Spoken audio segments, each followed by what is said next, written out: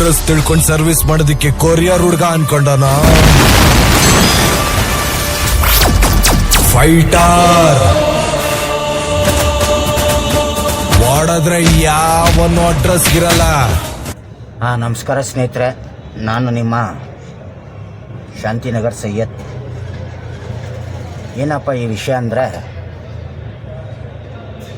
ಏನು 2023 ಜಯನಗರದಲ್ಲಿ ಕೆಲವು RTO ಅಧಿಕಾರವರು ಆನ್ಲೈನಲ್ಲಿ ಏನು ಕೊಡಿಸ್ತೀರಾ ಓಡಿಸಂಗಿಲ್ಲ ಅಂತ ಫೈನ್ಗಳು ಆಗ್ತಾಯಿತ್ತು.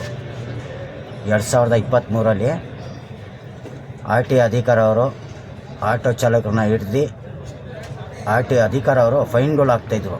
ಆ ಟೈಮಲ್ಲಿ ಹೋರಾಟಕ್ಕೆ ಕೆಲವು ಸಂಘಟನೆ ನಾಯಕರು ಕೈ ಜೋಡಿಸಿದ್ರು. ಯಾವ ಥರ ಅಂದರೆ, ಆನ್ಲೈನ್ ಆ್ಯಪಲ್ಲಿ ಓಡಿಸ್ಬಾರ್ದು ಅಂದರೆ ಹೆಂಗೆ, ನೀವೇ ತಾನೇ ಬಿಟ್ಟಿರೋದು, ಹಂಗೆ ಹಿಂಗೆ ಅಂತ ಅದಕ್ಕೆ ತಡು ಮಾಡಿದ್ದೀವಿ. ನಾವು ತಡು ನಿಲ್ಲಿಸಿ ಚಾಲಕರಿಗೆ ಅನುಕೂಲಗಳಾಗಲಿ ಅಂತ ಬಿಟ್ಟಿದ್ದೀವಿ. ಈಗ ಇದೇ ಚಾಲಕರು ಒಂದು ದಾರಿ ಆಗಿಬಿಟ್ಟಿದೆ. ಯಾವ ಥರ ಅಂದರೆ, ಆನ್ಲೈನ್ ಇಲ್ಲ ಅಂದರೆ ಜೀವನ ಇಲ್ಲ ಅಂತ ಡ್ರೈವರ್ಗಳಿಗೆ ಒಂದು ತಲೆಯಲ್ಲಿ ಮೈಂಡ್ಸೆಟ್ಟಲ್ಲಿ ಕುತ್ಕೊಂಡ್ಬಿಟ್ಟಿದೆ. ಯಾವ ಥರ ಅಂದರೆ, ಎಲ್ಲಿ ನೋಡಿದ್ರೂ 2 ಕಿಲೋಮೀಟ್ರ್ ಇರಲಿ 1.5 ಕಿಲೋಮೀಟ್ರ್ ಇರಲಿ ಪಿಕಪ್ಪಿಂಗೆ ಹೋಗ್ತೀರಾ. ಮೀಟ್ರ್ ಬಾಡಿಗೆಗಳು ಯಾರೂ ಹೊಡಿತಾ ಇಲ್ಲ. ಕೇಳಿದ್ರೆ ಕಸ್ಟಮರ್ಗಳು ಬರ್ತಾಯಿಲ್ಲ ಅಂತ ಇದ್ರ. ಇದಕ್ಕೆ ತಡು ಆಗಬೇಕಂದ್ರೆ ಇಡೀ ಚಾಲಕರು ಒಂದಾಗಿಬಿಟ್ಟು ಆನ್ಲೈನ್ ಆ್ಯಪ್ಗಳು ಅನ್ಇನ್ಸ್ಟಾಲ್ ಮಾಡಬೇಕು. ಆನ್ಲೈನ್ ಆ್ಯಪ್ಗಳು ಇನ್ನೂ ಬರ್ತಾ ಇರುತ್ತೆ. ಈಗ ಕಸ್ಟಮರ್ಗಳು ಆಲ್ರೆಡಿ ಒಂದು ಆ್ಯಪಲ್ಲಿ ಬುಕ್ ಮಾಡಲ್ಲ, 2-3 ಆ್ಯಪಲ್ಲಿ ಬುಕ್ ಮಾಡ್ತಾರೆ. ನಾಳೆ ದಿವಸ ಇನ್ನೂ ಆ್ಯಪ್ಗಳು ಲಾಂಚ್ ಆಗಿದ್ರೆ ಇಡೀ ಚಾಲಕರಿಗೆ ತೊಂದರೆಗಳು ಆಗುತ್ತೆ. ನಾವು ಚಾಲಕರಾಗಿಯೇ ನಾವು ಬದಲಾವಣೆ ಮಾಡ್ಕೋಬೇಕಾಗುತ್ತೆ. ನಾವೇ ಬದಲಾವಣೆ ಮಾಡ್ಕೋಬೇಕಾಗುತ್ತೆ. ಇಲ್ಲಾಂದರೆ ಆನ್ಲೈನ್ ಸಂಸ್ಥೆ ಏನು ಆ್ಯಪ್ಗಳು ಇದೆ, ಇದು ಸ್ಟಾಪ್ ಆಗೋದು ಮೂಮೆಂಟ್ ಇಲ್ಲ. ಅದಕ್ಕೋಸ್ಕರ ಪ್ರತಿಯೊಬ್ಬರು ಡ್ರೈವರ್ಗಳು ಒಂದಾಗಿ ಆನ್ಲೈನ್ ಆ್ಯಪ್ಗಳು ಅನ್ಇನ್ಸ್ಟಾಲ್ ಮಾಡಿ, ಆಗೋದಷ್ಟು ಕಸ್ಟಮರ್ಗೆ ಮೀಟ್ರ್ ಹಾಕ್ಕೊಂಡು 10-20 ಕೇಳ್ಕೊಂಡು ಹೊಡೆಯೋದು ಕೆಲಸ ಮಾಡಿ, ದುಡಿಮೆ ಮಾಡಿ. ಆನ್ಲೈನ್ ಆ್ಯಪಲ್ಲಿ 2 ಕಿಲೋಮೀಟ್ರ್ ಹೋಗಿ ಪಿಕಪ್ ಮಾಡಬೇಕು, ಅವನಿಗೆ ಕಮಿಷನ್ ಕೊಡಬೇಕು, ತಿಂಗಳಿಗೆ ರೀಚಾರ್ಜ್ 300 ರೂಪಾಯಿದು ಮಾಡಿಸ್ಬೇಕು. ಅನೇಕ ಪ್ರಾಬ್ಲಮ್ಗಳು ಇನ್ನೂ ಬರುತ್ತೆ. ಏನೋ 2026 ಈಗ ಬಿಟ್ಟರೆ ಇನ್ನೂ ಸಿಕ್ಕಾಪಟ್ಟೆ ಸಮಸ್ಯೆಗಳು ಬರುತ್ತೆ ಡ್ರೈವರ್ಗಳಿಗೆ.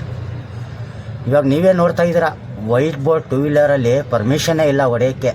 ಹಂಗೂ ನಮ್ಮ ಸರ್ಕಾರಕ್ಕೆ ಒಂದು ಬಿಸಿ ಮುಟ್ಟಿಸ್ಬೇಕಂದ್ರೂ ಆನ್ಲೈನ್ ಆ್ಯಪ್ಗಳು ಅನ್ಇನ್ಸ್ಟಾಲ್ ಮಾಡಬೇಕಾಗತ್ತೆ. ಏನು ಹೊರಗು ರಾಜ್ಯದಿಂದ ಬಂದು ಆಟೋ ಡ್ರೈವರಲ್ಲಿ ಕ್ಯಾಬ್ ಡ್ರೈವರ್ಗಳು ಇರಲಿ, ಅವ್ರಿಗೂ ಬಿಸಿ ಮುಟ್ಟಿಸ್ಬಿಟ್ಟು ಅವ್ರಿಗೊಂದು ಮಾಹಿತಿ ಕೊಡಬೇಕಾಗತ್ತೆ. ನಮ್ಮ ಕ್ಯಾಬ್ ಡ್ರೈವರ್ಗಳೂ ಅನ್ಇನ್ಸ್ಟಾಲ್ ಮಾಡಬೇಕಾಗತ್ತೆ. ಯಾಕಂದರೆ ಮೀಟ್ರಿಗಿಂತ ಕಮ್ಮಿ ಕೊಡ್ತಾ ಇದ್ದಾನೆ, ಕಿಲೋಮೀಟ್ರ್ಗಳು ಹೊಡಿತಾ ಇದ್ದಾನೆ, ಪ್ರತಿಯೊಂದು ತೊಂದರೆಗಳಾಗಿದೆ. ಆನ್ಲೈನ್ ಆ್ಯಪ್ಗಳಿಂದ, ಆನ್ಲೈನ್ ಸಂಸ್ಥೆಯಿಂದ ಸಿಕ್ಕಾಪಟ್ಟೆ ಚಾಲಕರಿಗೆ ತೊಂದರೆಗಳು ಆಗ್ತಾಯಿದೆ. ಇದಕ್ಕೆ ಚಾಲಕರನ್ನೇ ಪ್ರತಿಯೊಂದು ಕಡೆಯಿಂದ ಧ್ವನಿ ಎತ್ತಬೇಕಾಗತ್ತೆ. ಪ್ರತಿಯೊಬ್ಬರು ಚಾಲಕರು ಕೈ ಜೋಡಿಸ್ಬೇಕಾಗತ್ತೆ. ಈ ಮುಖಾಂತರಾಗಿ ಇಲ್ಲಿವರೆಗೂ ನಿಮ್ಮ ಫ್ರೆಂಡ್ ಸರ್ಕಲಲ್ಲಿ ಪ್ರತಿಯೊಬ್ಬರಿಗೆ ಈ ವಿಡಿಯೋ ಶೇರ್ ಮಾಡಿ. ಈ ವಿಡಿಯೋ ಮುಖಾಂತರ ನಿಮ್ಮ ಅನಿಸಿಕೆಗಳು ಏನಿದೆ ಅಂತ ಇದೇ ಕಮೆಂಟ್ ಬಾಕ್ಸಲ್ಲಿ ತಿಳಿಸ್ಕೊಡಿ.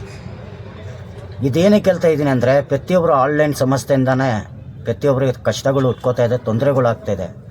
ಈ ಥರನೇ ಬಿಟ್ಕೊಂಡು ಹೋಗಿದ್ರೆ ಇನ್ನೂ ಆನ್ಲೈನ್ ಆ್ಯಪ್ಗಳು, ಆನ್ಲೈನ್ ಸಂಸ್ಥೆಗಳು ಜಾಸ್ತಿ ಆಗುತ್ತೆ. ಇಡೀ ಇಂಡಿಯಾನೇ ಆನ್ಲೈನ್ ಸಂಸ್ಥೆಯಲ್ಲಿ ದುಡಿಮೆಗಳು ಮಾಡ್ತಾಯಿದೆ. ಮೊದಲು ಆನ್ಲೈನ್ ಸಂಸ್ಥೆಯಲ್ಲಿ ಅಂದರೆ ಡ್ರೈವರ್ಗಳು ಆರಾಮಾಗಿ ಡ್ಯೂಟಿ ಮಾಡ್ತಾಯಿದ್ರು. ಈಗ ಯಾರೂ ಆನ್ಲೈನ್ ಇಲ್ಲಾಂದರೆ ಓಡ್ಸೋಕ್ಕಾಗಲ್ಲ ಅಂತ ನಿಮ್ಮ ಜೀವನದಿಂದ, ನಿಮ್ಮ ಮೈಂಡ್ ಸೆಟ್ಟಿಂದ ಅದು ತೆಗ್ಬಿಡಿ.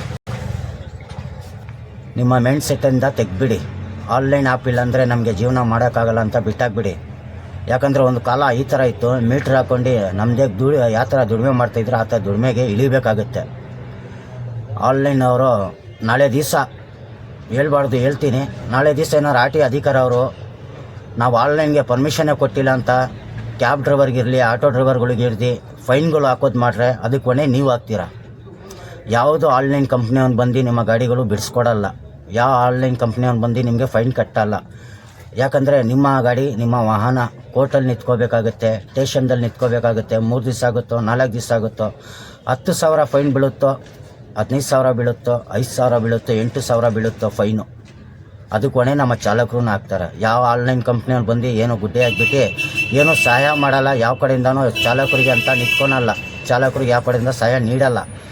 ಈ ಮುಖಾಂತರಾಗಿ ಪ್ರತಿಯೊಬ್ಬರು ನಮ್ಮ ಪ್ರೀತಿ ಅಣ್ಣ ತಮಗೆ ಬಂದವ್ರಿಗೆ ತಿಳಿಸ್ಕೊಡ್ತಾ ಇದ್ದೀನಿ. ಆಗೋದಷ್ಟು ಬೇಗ ಆನ್ಲೈನ್ ಆ್ಯಪು ಪ್ರತಿಯೊಬ್ಬರು ಅನ್ಇನ್ಸ್ಟಾಲ್ ಮಾಡಿ ಅಂತ ತಿಳಿಸ್ಕೊಡ್ತಾ ಇದ್ದೀನಿ. ಜೈ ಹಿಂದ್, ಜೈ ಭೀಮ್.